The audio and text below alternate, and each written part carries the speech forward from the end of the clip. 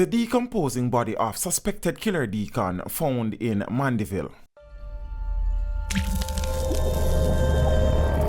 Teach them! Always make sure the message reach them!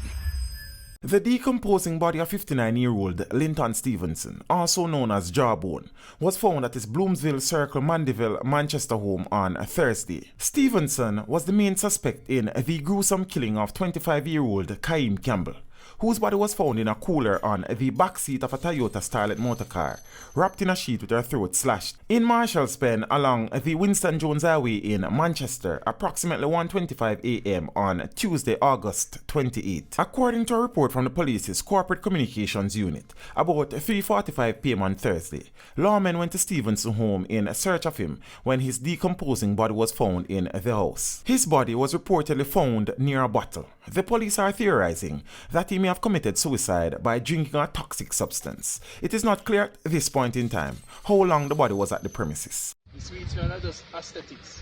No, we don't talk about we know big work.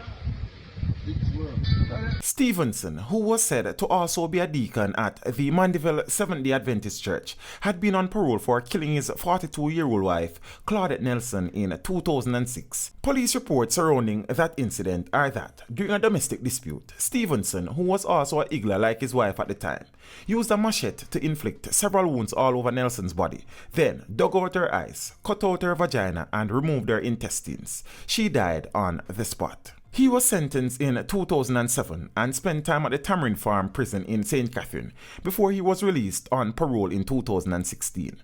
The slated parole period was from September 16, 2016 to September 30, 2018. At the time of Miss Campbell's death, Stevenson was also wanted for assault and illegal possession of firearm and ammunition.